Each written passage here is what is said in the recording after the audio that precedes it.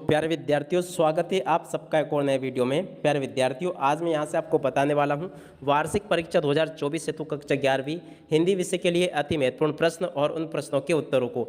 तो देखिएगा प्यारे विद्यार्थियों, आप सब लोगों से रिक्वेस्ट है कि यहाँ से आप लोग इस वीडियो को पूरा देखकर जाइएगा, तभी जाके आपको यहाँ से सभी प्रश्न और उन सभी प्रश्नों के उत्तर अच्छे से समझ में आ पाएंगे।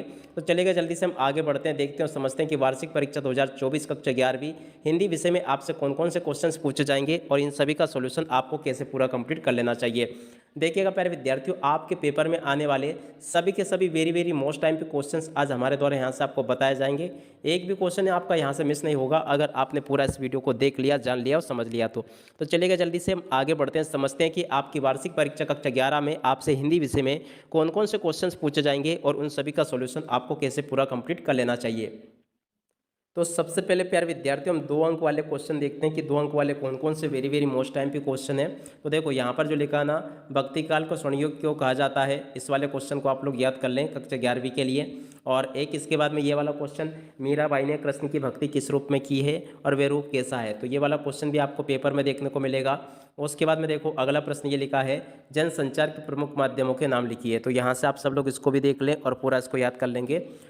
और इसके बाद में देखो अगला प्रश्न ये लिखा है, छायावादी काव्य के आधार पर आधार स्तंभ कवियों के नाम लिखिए। तो देखो छायावाद के जो आधार स्तंभ कवि है ना, उनके नाम यहाँ से आपको बताने हैं।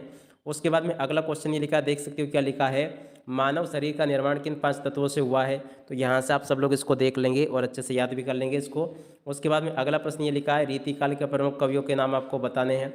उसके बाद में देखो अगला प्रश्न ये लिखा है, प्रगतिवाद की 2 विशेषता आपको बतानी है। तो यहाँ से आप सब लोग प्रगतिवाद की विशेषताओं को नोट कर लेंगे सभी। उसके बाद में अगला क्वेश्चन ये लिखा है, देख सकते हो क्या लिखा है, सुमित्रानंदन पंत निराला छायावाद के साथ साथ किस और बात से जुड़े रहे। तो ये भी आप लोग देख लें इसको पूरा और याद कर लेंगे। उसके बाद में देखो प्यारे विद्यार्थियों, अगला क्वेश्चन ये लिखा है, राम भक्ति शाखा के प्रमुख कवि तुलसीदास जी ने अपना प्रसिद्ध महाग्रंथ रामचरितमानस मुख्य रूप से किस छंद में लिखा है। तो यहाँ से आप सब लोग इसको भी देख लेंगे। उसके बाद में देखो अगला प्रश्न ये लिखा है, आधुनिक काल का आरंभ किस काल से माना जाता है। तो इस वाले क्वेश्चन को भी आप लोग देख ले, पढ़ ले और पूरा याद कर लेंगे। उसके बाद में देखो अगला प्रश्न ये लिखा है, देख सकते हो क्या दिया गया है यहाँ पर, पथिक का मन कहाँ विचरना चाहता है। तो इसको आप लोग पढ़ लेंगे, याद कर लेंगे। और भारत का प्रथम समाचार वाचक किसे माना जाता है, तो इसको भी देख ले आप लोग। उसके बाद में देखो अगला प्रश्न ये दे रखा है, क्या लिखा है, जनसंचार के आधुनिक माध्यम कौन कौन से हैं। तो इस वाले प्रश्न को देख लें आप लोग और अच्छे से याद कर लेंगे। उसके बाद में देखो अगला प्रश्न ये, किसान अपने व्यवसाय से क्यों पलायन कर रहे हैं, ये भी आपके पेपर में आपको देखने को मिल जाएगा। उसके बाद में देखो अगला प्रश्न ये लिखा है, महाभारत में युद्ध का सजीव चित्रण करने वाले 5 क्या था वाचक कौन थे। तो देखो यहाँ से आप लोग देख लेंगे।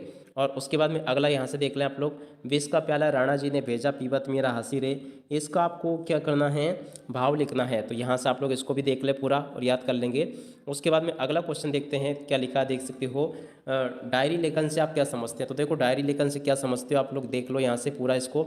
उसके बाद में देखो कुछ ये लिखा गया है। उसके बाद में देखो अगला प्रश्न ये लिखा, देख सकते हो क्या लिखा है, कोई की खुदाई चिनाई करते समय चेजारो अपने सिर पर टोपी क्यों पहनते हैं। तो देखो ये जो वाला क्वेश्चन जो दे रखा ना, इसको आप लोग अच्छे से पढ़ लें और याद कर लेंगे। ये बिल्कुल आपके पेपर में आ सकता है, बिल्कुल आप लोग यहाँ से पढ़ लें इसको। उसके बाद में देखो ये वाला क्वेश्चन देख लेंगे आप लोग, ये वाला यहाँ तक का आप लोग देख लें इसको। तो देखो अभी हम सिर्फ 2-2 अंक वाले क्वेश्चन देख लेते हैं। तो कुछ तो 2-2 अंक वाले क्वेश्चन ये रहे। अब इसके अलावा कुछ 2-2 अंक वाले क्वेश्चन और मैं आपको बता देता हूँ। अब इसके अलावा प्यारे विद्यार्थियों, कुछ 2-2 अंक वाले क्वेश्चन ये रहे, यहाँ से आप लोग इनको याद कर लेंगे। जैसे कि ये वाला क्वेश्चन, कबीर ने अपने को दीवाना क्यों कहा है, इसको याद कर लेंगे आप लोग। और लेखक ने मीरा को बावरी क्यों कहा है। उसके बाद में देखो ये अगला क्वेश्चन, मीरा ने सहज मिले अविनाशी ऐसा क्यों कहा है।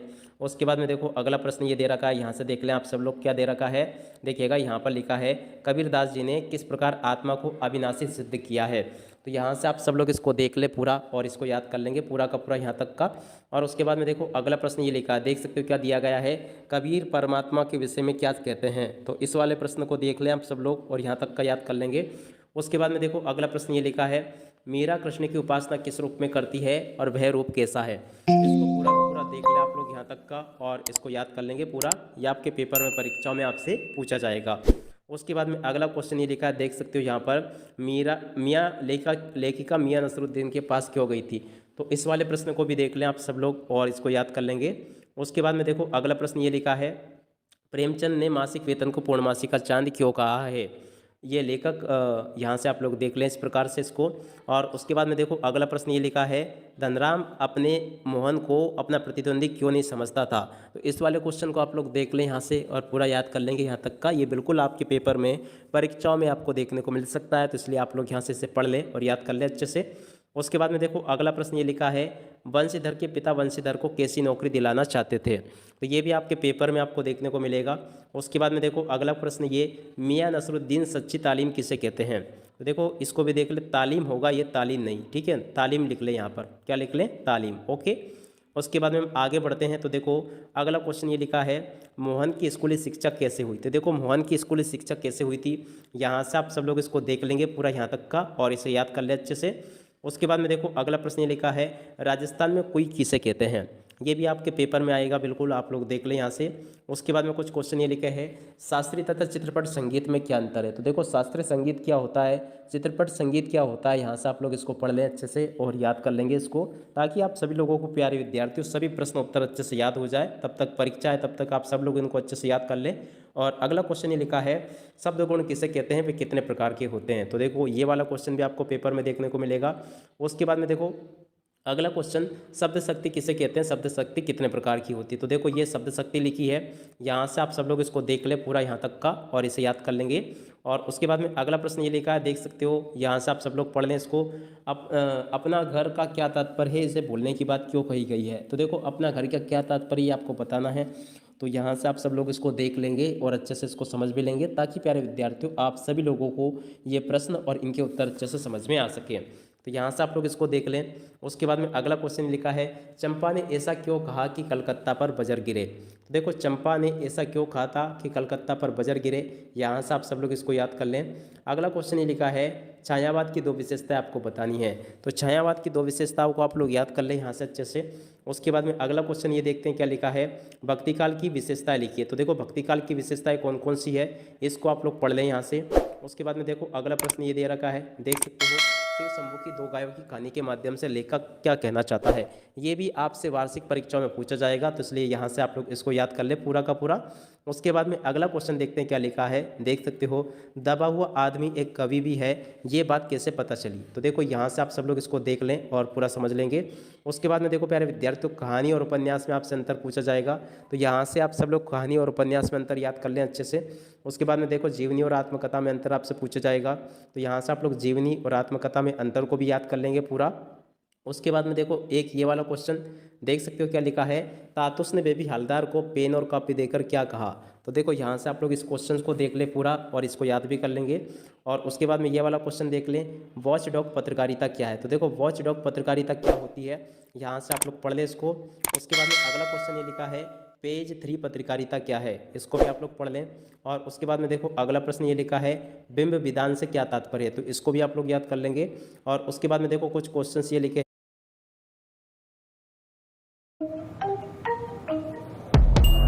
यमक अलंकार की परिभाषा आपको बतानी है, तो यहाँ से आप लोग यमक अलंकार को याद कर ले अच्छे से। और उसके बाद में हम आगे बढ़ते हैं, कुछ और क्वेश्चंस देखते हैं।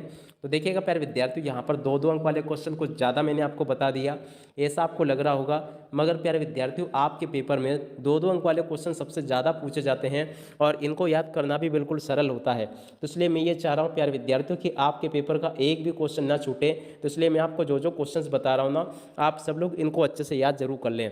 और देखिएगा इसके बाद में अगला क्वेश्चन ये, उपसर्ग और प्रत्यय में अंतर, इसको आप लोग याद कर लें अच्छे से। और उसके बाद में देखो एक ये वाला क्वेश्चन, क्रिया विशेषण किसे कहते हैं, एक उदाहरण बताइए। उसके बाद में ये वाला क्वेश्चन, तकनीकी शब्द से आप क्या समझते हैं, इसको भी देख लें आप लोग। और उसके बाद में देखो इसका भाव पल्लवन आपको करना है, इसको भी आप लोग सीख ले पूरा। और उसके बाद में देखें, ये निम्न वाक्यों को आपको शुद्ध करके लिखना है, मैं आपको मिलकर प्रसन्न हुआ, तो ऐसे आप सब लोग इसको देख लें, पूरा का पूरा इसको समझ लेंगे। और इनके लिए आपको एक शब्द लिखना था, रास्ते दिखाने वाला मार्गदर्शक, जिसे बहुत कम ज्ञान हो उसको कहते हैं अल्पज्ञ। और उसके बाद में देखिएगा प्यारे विद्यार्थियों, हम यहाँ से 3 अंक वाले क्वेश्चन को समझते हैं। तो देखो 3 अंक वाले क्वेश्चन कौन कौन से जो कि आपके पेपर में आपसे पूछे जाएंगे। तो देखो पहला वाला तो क्वेश्चन ये लिखा है, पालर पानी, पाताल पानी तथा रेजाड़ी पानी के बारे में आप क्या जानते हैं। उसके बाद में देखो पालर पानी किसे कहते हैं, ये लिखा है, पाताल पानी किसे कहता है, ये लिखा है। और उसके बाद में देखो रेजाड़ी पानी किसे कहते हैं, ये लिखा है। उसके बाद में देखो अगला प्रश्न ये था आपका 3 अंक में, लता जी की गायकी की कोई कौन सी विशेषता आपको प्रभावित करती है। तो यहाँ से आप लोग इस क्वेश्चन को भी देख लेंगे और अच्छे से याद कर लें। और उसके बाद में देखो अगला प्रश्न ये लिखा है, डायरी लेखन से आप क्या समझते हैं, डायरी लेखन की प्रमुख विशेषताओं पर प्रकाश डालिए। देखो डायरी लेखन क्या होता है, यहाँ से आप सब लोग देख लें इसको और पूरा समझ भी लेंगे। उसके बाद में देखो यहाँ पर कुछ और हिस्सा दिया गया है। अगला क्वेश्चन ये लिखा है, पटकथा से आप क्या समझते हैं, पटकथा के स्रोत क्या है तथा नाटक पर पटकथा के दृश्यों का क्या अंतर है। तो यहाँ से आप सब लोग इस क्वेश्चन को देख लें अच्छे से और याद कर लेंगे। अगला प्रश्न ये लिखा है, देख सकते हो यहाँ पर, राजभाषा और राष्ट्रभाषा में अंतर लिखिए। तो देखो राजभाषा और राष्ट्रभाषा किसे कहते हैं, यहाँ से आप सब लोग इसको देख लेंगे पूरा और यहाँ तक का याद कर लें आप लोग पूरा इसको। उसके बाद में देखो अगला क्वेश्चन ये लिखा है, परहित सरिस धर्म नरई भाई, पंक्ति का भाव विस्तार कीजिए। तो देखो यहाँ से आप लोग इस पंक्ति का भाव विस्तार करना सीख लें। उसके बाद में देखो संधि अलंकार की परिभाषा आपको लिखनी है। तो यहाँ से आप लोग संधि अलंकार की परिभाषा को नोट कर ले पूरा और इसको याद भी कर लेंगे। उसके बाद में देखो अगला क्वेश्चन ये लिखा है, भ्रांतिमान अलंकार की परिभाषा आपको लिखनी है। तो इसे भी आप लोग याद कर लें, ये भी आपको पेपर में देखने को मिल जाएगा। तो यहाँ से आप लोग याद कर लें इसको। उसके बाद में देखो, दूर के ढोल सुहावने होते हैं का भाव पल्लवन। देखो दूर के ढोल सुहावने होते हैं, इसका भाव पल्लवन आपसे पूछा गया है। तो यहाँ से आप लोग इसको भी देख लेंगे। उसके बाद में देखो प्यारे विद्यार्थियों, अगर जीवन परिचय की बात की जाए तो कबीरदास अथवा एक तो कबीरदास का जीवन परिचय आप लोग देख लें। यहाँ से देखो उनकी रचनाएं, भाव पक्ष और कला पक्ष ये दिया गया, ठीक है। उसके बाद में देखो ये 7वें स्थान। उसके बाद में मीराबाई का जीवन परिचय लिखा है, मीरा पदावली नरसी मायरो, इसमें मीरा में मात्र चढ़ा ले ऐसे, ये भाव पक्ष लिखा है और ये इनका कला पक्ष लिखा है। तो ऐसे आप लोग इनको भी देख लें और 7वें स्थान ये लिखा है। इसके बाद मुंशी प्रेमचंद का जीवन परिचय यहाँ से देख लें, गबन गोदान रंगभूमि और कफन ये इनकी रचना है। उसके बाद में भाषा शैली यहाँ से आप लोग देख लेंगे इस प्रकार से इसको। और इसके बाद में हम आगे बढ़ते हैं। तो देखो मन्नू भंडारी का जीवन परिचय भी आप लोग पढ़ लो, ये भी आपके पेपर में आएगा। परिचय ये लिखा है, जीवन परिचय, रचना ये लिखी है, शैली ये लिखी गई है।